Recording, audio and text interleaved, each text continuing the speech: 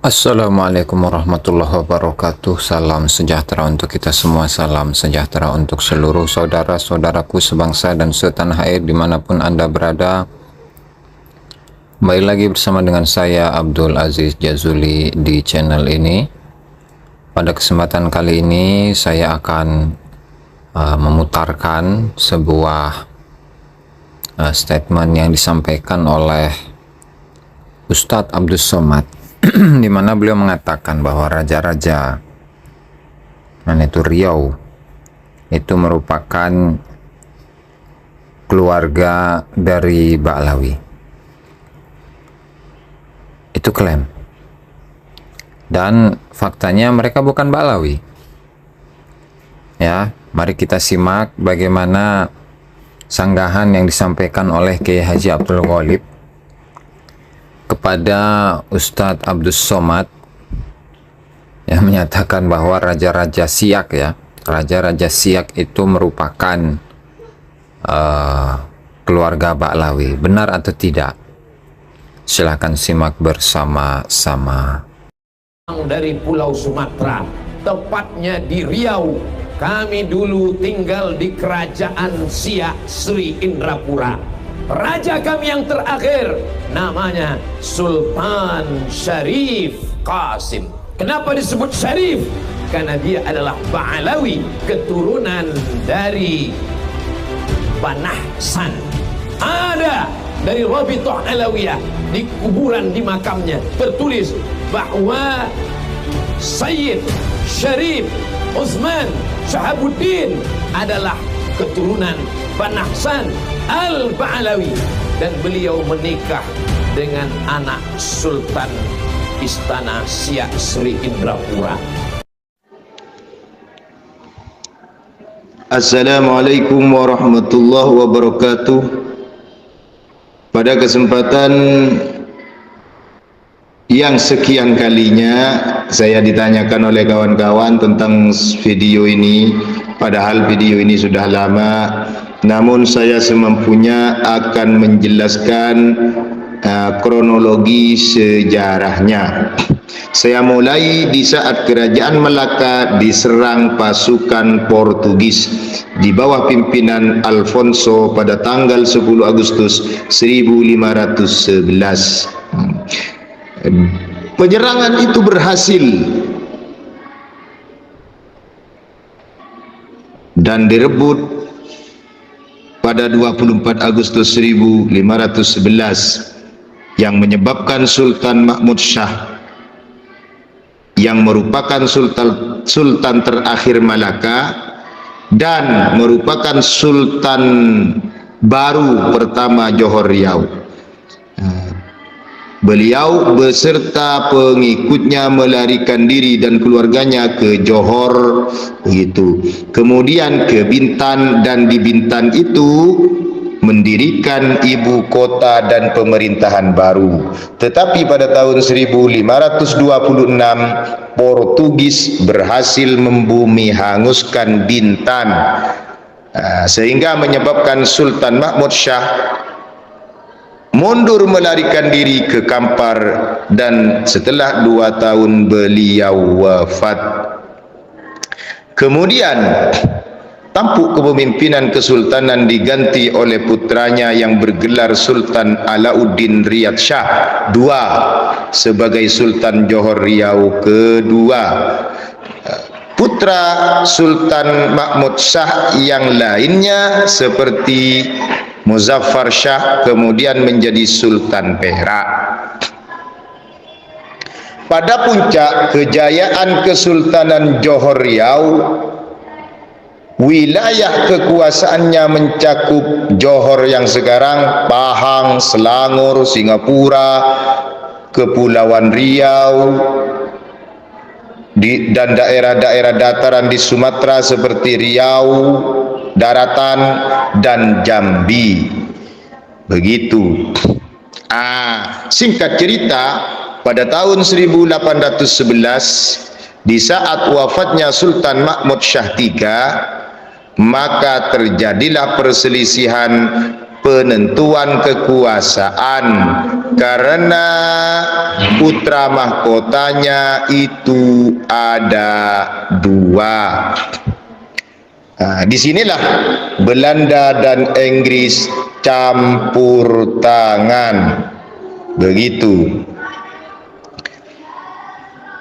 Sehingga Inggris, Britania Raya, dan Hindia Belanda dalam Traktat London yang ditetapkan pada tahun 1824 membagi wilayah Kesultanan Johor sebagaimana yang telah ditentukan, begitu.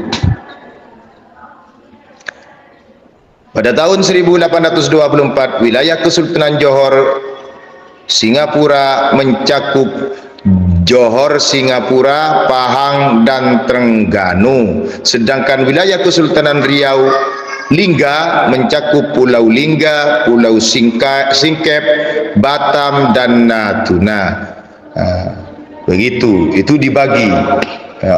Putranya dibagi, kekuasaannya dibagi 2, begitu. Yang perlu diingat, Kesultanan Riau Lingga memiliki peran sangat penting terhadap perkembangan bahasa Melayu. Bahkan dikatakan itu menyebabkan perkembangan bahasa Indonesia, begitu. Yang melalui seorang pujangga dan sejarawan keturunan Melayu Bugis, yakni Raja Ali Haji. Tuh. Kesultanan Riau berakhir pada 3 Februari 1911 yang sepenuhnya dikuasai Belanda. Begitu ceritanya. Siapakah Sultan Syarif Qasim Shah II itu? Dalam sebagian sejarah beliau putra Sultan Syarif Hashim Shah bin putra Sultan Syarif Ali Haji Shah, putra Syarif Usman Shihabuddin Shah, putra Syarif Qasim itu putranya sudah tidak menjadi kesultanan lagi karena sudah bergabung dengan kekuasaan Republik Indonesia. Sultan Syarif Qasim Shah ini sultan yang ke-12. Anaknya walaupun bergelar sultan sudah bergabung dengan Kesatuan Republik Indonesia, begitu. Yang mana Syarif Qasim ini merupakan penguasa kesultanan yang terakhir di Kesultanan Siak Sri Indrapura, begitu. Sultan Syarif Qasim II ini merupakan seorang pendukung perjuangan kemerdekaan Republik Indonesia dan menjadi pahlawan Republik Indonesia. Kami terangkan lagi, inilah sekilas Kesultanan Melayu. Sultan Syarif Muhammad Abdul Jalil Jalaluddin Shah berkuasa pada tahun 1746 sampai 1760 Masehi, diganti oleh Sultan Ismail Abdul Jalil Jalaluddin Shah yang berkuasa pada tahun 1760 sampai 1761, terus diganti oleh Sultan Syarif Abdul Jalil Alamuddin Shah yang berkuasa pada tahun 1761 sampai 1766, diganti oleh Sultan Syarif Muhammad Ali Abdul Jalil Muazzam Shah, itu tahun 1765 sampai 1779, terus diganti oleh Sultan Syarif Ismail Abdul Jalil Jalaluddin Shah berkuasa pada tahun 1779 sampai 1781, terus diganti oleh Sultan Syarif Yahya Abdul Jalil Muzaffar Shah pada tahun 1781 sampai 1791, terus diganti oleh Sultan Syarif Ali Abdul Jalil Jalaluddin Syarifuddin Shah pada tahun 1791 sampai 1811, lalu diganti oleh Sultan Syarif Ibrahim Abdul Jalil Khaliluddin Shah pada tahun 1811 sampai 1827. Terus diganti oleh Syarif Ismail Abdul Jalil Syaifuddin Shah pada tahun 1827 sampai 1864. Terus diganti oleh Sultan Syarif Kasim Abdul Jalil Syarifuddin Kasim I ini pada tahun 1864 sampai 1889.